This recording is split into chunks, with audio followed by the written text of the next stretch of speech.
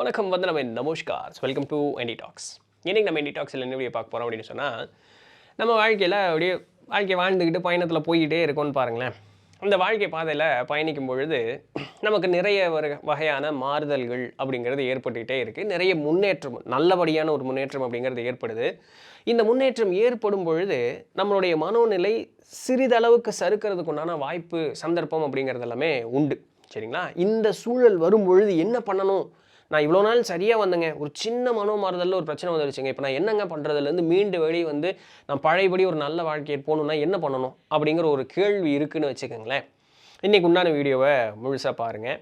அதே போல் இந்த நேரத்தில் தான் நான் சாமி கும்பிடணும், இல்லை இந்த மாதிரியெல்லாம் இருந்தால் தான் நான் சாமி கும்பிடணும் அப்படின்னு சொல்லக்கூடிய அந்த ஒரு எண்ணம் உங்ககிட்ட இருக்குன்னா அது தேவையில்லை அப்படிங்கிறதும், எல்லா நேரத்திலையும் இறை நினைப்பு நமக்கு இருக்கணும் அப்படிங்கிறதுக்கு உண்டான ஒரு காணொலியாக இன்றைக்கி உண்டான காணொலி இருக்குன்னு பாருங்களேன். சரி, இது எதுலன்னா 4ஆம் திருமுறையில் நம்மளுடைய அப்பர் சாமி திருநாவுக்கரசர் தேவாரம் அதில் இருக்கக்கூடிய ஒரு பாட்டுங்க. சரிங்களா? திருவொற்றியூர் அந்த அந்த கோயிலில் பாடின பாட்டு. 2 பாட்டு தான் இருக்குது, அதில் ஒரு பாட்டை இப்போ நம்ம பார்க்க போகிறோம். நம்ம ஒருத்தர் அந்த கமெண்ட் பண்ணியிருந்தார், அதில் ஒரு 2 இடத்துல ஸ்பெல்லிங் மிஸ்டேக் இருந்தது, அதற்காக மாற்றாக அந்த பதிவை போட்டேன். சரி, இது உங்களுக்கு சொன்னால் உதவியாக இருக்குங்கிறதுக்காக இன்றைக்கி அதை அப்படியே வீடியோவாகவே பார்க்குறோம். சரிங்களா? பாட்டு பாருங்கள். மனமெனும் தோணி பற்றி, தோணின்னு என்ன, நம்ம ஊரில் இப்போ பரிசல்னு சொல்கிறோம் தெரியுங்களா, அது மாதிரி. அது வந்து எப்படி ஆற்றுல போகும்னு பார்த்துருக்கீங்களா? அது ஒரு நிலையாக இருக்காது, சுற்றிக்கிட்டே இருக்கும், ஆடிக்கிட்டே இருக்கும். தண்ணி எப்படி ஓடுதோ அதற்கு ஏற்ற மாதிரி போகும். அதை கட்டுப்படுத்துறது ரொம்ப கடினம். சரிங்களா? அதுபோல் தான் மனசு ஒரு நிலையை நிற்குமா? நிற்காது. அது வாட்டுக்கு ஆடிக்கிட்டே இருக்கும். அது ஒரு நிலைப்பட்டு நிற்காது. அதை கட்டுப்படுத்துவது அப்படிங்கிறது கடினம். அது அந்த தண்ணி எப்படி போகிற போக்கிலெல்லாம் பரிசல் அப்படியே அடிச்சுக்கிட்டு போகுதோ, அதுபோல் மனசு வந்து இந்த உலகத்தில் இருக்கக்கூடிய விஷயங்கள் மீது பற்று கொண்டு அதை இப்படி போகுதோ அதன்படி அப்படியே போய்கிட்டே இருக்குது. மனமும் வந்த தோணி போல அப்படின்னு சொல்கிறார். மனமெனும் தோணி பற்றி அப்படிப்பட்ட நிலையில்லாத ஒரு மனசை தான் பிடிச்சிக்கிட்டு மதியெனும் கோலை ஊன்றி, சரிப்பா அப்போ பரிசல் இப்படி தான் போகுது, நான் இந்த கரையிலேருந்து அந்த கரைக்கு போகணுன்னு பார்க்குறேன், ஆனால் நான் என்ன அந்த பரிசல் போன வழியே போட்டுன்னு சொல்லி அப்படியே அடிச்சுட்டு போகிற இடத்துக்குலாம் போயிட முடியுமா? முடியாது இல்லையா? அப்போ என்ன தான் அது வந்து கட்டுப்படுத்த முடியாதுனாலும் ஒரு அளவுக்காவது அதை கட்டுப்படுத்தி அந்த திசை மாற்றுறதுக்கு ஒரு வழி வேணும் இல்லையா? அப்போ என்ன பண்ணுவார், அந்த பரிசல் செலுத்துறவர் அந்த ஆறினுடைய ஆழம் எவ்வளோ இருக்குன்னு முன்னாடியே தெரிஞ்சுக்குவார். அதற்கேற்றார் போல் ஒரு கோல் கையில் வச்சுருப்பார். அதை ஊனி அதை தள்ளுவார், இந்த திசை மாற்றுறதுக்கெல்லாம் அதை பயன்படுத்திக்குவார். அதுபோல் இந்த மனம் வந்து ஓடுற பக்கம்லாம் ஓடுட்டுன்னு விட்டுற முடியுமா? முடியாது இல்லைங்களா? அப்போ அதை வந்து கட்டுப்படுத்தி கொண்டு வரதுக்கு என்ன வேணும்? மதியெனும் கோலை ஊன்றி, மதிங்கிறது அறிவுன்னு அர்த்தம். இந்த மதியெனும் கோலை ஊன்றி அறிவை பயன்படுத்தி நம்ம வந்து இந்த பரிசலை கரெக்டாக அந்த அசையக்கூடிய அந்த மனசை, அது பண்ணக்கூடாதுடா, பண்ணுனா இது பிரச்சனை வரும்டா, இது பண்ணுனா இந்த நன்மை வரும்டா, இப்படி வந்து நம்ம அதை திசை மாற்றி கரெக்டாக கூட்டிகிட்டு போயிட்டே இருக்கோம். இப்படி போகும்பொழுது சினமெனும் சரக்கை ஏற்று, எந்த நேரத்துலையும் நம்ம வந்து அந்த ஒரு கோபம், இந்த இடத்துல கோபம்னா சினம்னா கோபம்னு மட்டும் எடுத்துக்கூடாது, நான் என்ற அகம்பாவம் கூடி அப்படிங்கிறத எடுத்துக்கலாம். ஒரு காரியம் செய்யணும், எப்போ நம்ம ஒரு காரியம் அமைதியாக இருக்கும்போது ஏதோ ஒரு செய்வோமா? பேசாமல் இருப்போம், அவசியமான காரியத்தை மட்டும் செஞ்சுட்டு இருப்போம். அந்த இடத்துல மனம் சஞ்சலமே அடையாது. அதனால தான் அமைதியாக இருக்குன்னு சொல்கிறோம். அமைதி அற்ற ஒரு நிலையில் தான் நம்ம வந்து கண்ட காரியமெல்லாம் செய்கிறோம். அதனால தான் அந்த இடத்துல சினமெனும் சரக்கை ஏற்றிங்க, அந்த நான் என்ற அகம்பாவம் கூடும் பொழுது தான், நான் செஞ்சு காமிக்கிறேன், அது கூடும் பொழுது தான் ஒரு செயல் அப்படிங்கிறது ஊக்கமாக நம்ம செய்ய ஆரம்பிப்போம். அப்படி செய்யும் பொழுது இந்த அலைவாயக்கூடிய மனசை மதிங்கிற அந்த அறிவனுடைய அந்த ஒரு கோலை வச்சு கட்டுப்படுத்தி அந்த ஒரு காரியத்தை செய்யறதுக்கு அந்த அகம்பாவம் கூடி செய்யும் பொழுது சினமெனும் சரக்கை ஏற்றி செறிகடல் ஓடும் பொழுது, நீண்ட கடல், செம்மையாக நீண்டு இருக்கக்கூடிய கடல், அந்த பரிசல் எப்படிப்பட்டது? ஆற்றுல ஓட்டுறது. ஆனால் நம்ம என்ன பண்ணுறோம்?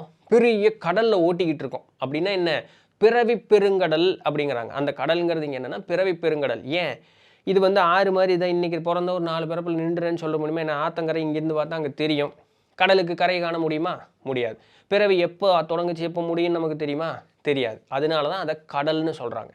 இப்படி அலைவாயக்கூடிய ஒரு நிலையில்லாத ஒரு நீர்க்கலனில் ஏறி அதை செலுத்துவதற்கு ஒரு குச்சி ஒன்று வச்சுக்கிட்டு நான் செஞ்சு காமிக்கிறேன் பாரு, அதை பண்ணி காமிக்கிறதும் பண்ணி பார்க்குறேன் பாருன்னு ஒரு மிகப்பெரிய ஒரு வெயிட்டு, சினம் அப்படின்னு சொல்லக்கூடிய நான் என்ற அகம்பாவம் அப்படின்னு சொல்லக்கூடிய ஒரு சரக்கு, ஒரு பெரிய ஒரு வெயிட்டிங்கையும் சேர்த்திக்கிட்டு பெரிய கரை காணாத ஒரு கடலில் பயணிச்சுக்கிட்டு இருக்கோம். சரிங்களா? எவ்வளோ அழகாக 2 வரி தான், ஆனால் எவ்வளோ தூரம் ஆழமான அர்த்தம் இருக்குது பாருங்க. மதனெனும் பாறை தாக்கி, இப்போது பயணிச்சுக்கிட்டு இருக்கோம். பயணம் போகும்பொழுது இவ்வளோ நாள் கரையே தெரியாமல் போய்கிட்டு இருக்கு. தூரத்தில் கரை தெரியுது, அப்படி லேசாக தட்டுப்படுது. சரிங்களா, ஆன்ம முன்னேற்றம் ஏற்படுது, எது நிலையானது அப்படிங்கிற ஒரு மனோநிலை நமக்கு வந்து வர ஆரம்பிக்குது. அப்படி லேசாக கரை தெரிய ஆரம்பிக்குது. சாதிச்சிட்டா பார்த்தியா, பின்னாடி வேஸ்ட் ஃபெலோஸ் அப்படி மெதுவாக வந்துட்டு இருக்கானே அப்படின்னு சொல்லக்கூடிய ஒரு மதம் கூடுது. குறுக்க ஒரு நல்லா பயணிச்சுக்கிட்டு இருக்கோம், காற்று நல்லா அடிக்குது, நமக்கு ஏற்ற மாதிரி இதெல்லாம் இருக்குது, நல்ல கரை தெரியுது, இதான் வேகமாக போயிட்டுருக்கோம். சாதிச்சுட்டேன்டா நான் தாண்டாங்கும்போது குறுக்க ஒரு கௌசிக்கு வந்த மாதிரி ஒரு குறுக்க ஒரு பாறை வந்து நின்றுதுன்னா என்ன ஆகும்? போய் அடித்தோன்னே என்ன ஆகும்? ஆப்வியஸ்லி கீழே விழுவோம் இல்லைங்களா? அதுபோல தான் மதம் என்னும் செருக்கு.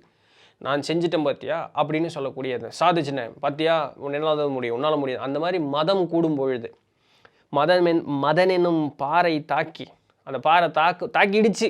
சரிங்களா, அந்த ஒரு நிலைக்கு வந்துட்டேன். நான் வந்து உன்னை அடையிறதுக்கு வந்துக்கிட்டே தான் இருந்தேன், இன்னும் அடையில, கரை தான் தெரியுது, நான் என்னவோ கரைக்கே வந்துட்டு மாதிரி ஓவராக மண்டக்கணத்தோடு ஆடினேன்.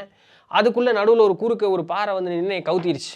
மதன் என்னும் பாறை தாக்கி மறியும் பொழுது, மறிதல்னா விழுதல், நிலை மாறுதல்னு அர்த்தம், அதான் மறிதல் அப்படின்னு சொல்லக்கூடியது. சரிங்களா, மறியும் பொழுது தாக்கிருச்சு, தாக்கி இப்படி விழும் பொழுது அறிய ஒன்னா, தெரிஞ்சிக்க முடியாத தன்மையில் இருக்கக்கூடிய இறைவனே அறிய ஒன்னா, மதன் என்னும் பாறை தாக்கி மறியும் பொழுது அறிய ஒன்னா, உனை உணும் உணர்வை நல்கா ஒற்றியூர் உடைய கோவை.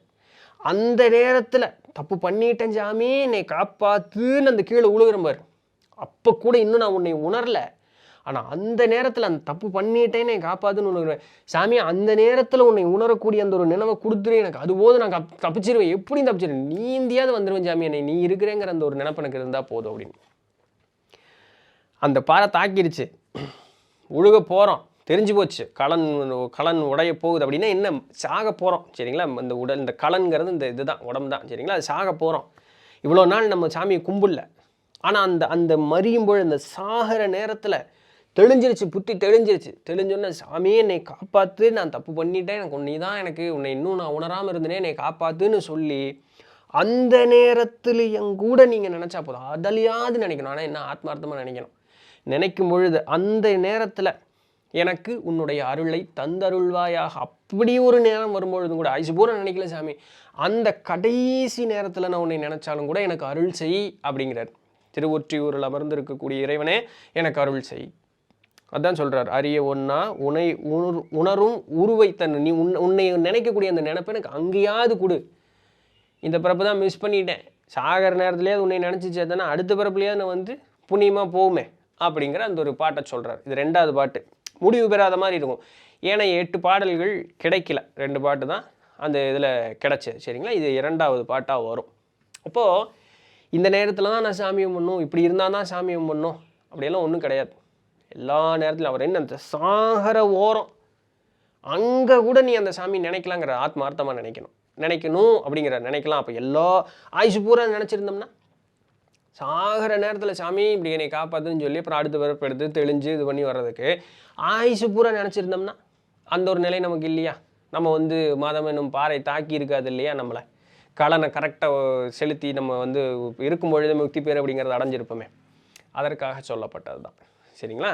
ஸோ அதனால் இந்த நாள் நேரம் இப்படி இருந்தால் தான், அப்படி இருந்தால் தான் அப்படிங்கிற அந்த ஒரு நினப்பெல்லாம் விட்டு போட்டு எந்நேரமும் இறை நினப்போடவே இருப்பதற்குண்டான அந்த ஒரு வழி அப்படிங்கிறத நம்ம ஏற்படுத்திக்கும். எல்லாம் பயிற்சியும் முயற்சியும் தானுங்க. வைராக்கியம் கொண்டு நம்ம நிற்கிறத பொறுத்து தானே சித்தர்கள் சொல்கிறாங்க, வைராக்கியம் கொள் கடிசன தோன்றும், கடிசன கடினமாக தோன்றும், கடிசன தோன்றும், வைராக்கியம் கொள் அப்படிங்கிறாங்க. பயிற்சியின் மூலமாக தானே. 4 சக்கரம் சைக்கிள் ஓடனா இன்றைக்கி 2 சக்கரம் ஓட்டுறது இல்லையா? அந்த மாதிரி தானே மாற்றா. சரிங்களா? ஸோ இதை சொல்கிறதுக்கு தான் இன்றைக்கி உண்டான பதிவு. பிடிச்சிருந்திருக்கும், இன்ஃபர்மேட்டிவாக இருந்திருக்கும் அப்படின்னு நம்புகிறேன். நாளைக்கு வேறு ஏதாவது ஒரு சுவாரஸ்யமான செய்தியில் சந்திப்போம். அது வரையும் தொடர்ந்து இணைந்திருங்கள். நான் உங்களிடத்தில் என்ன பண்ணேன். நன்றி.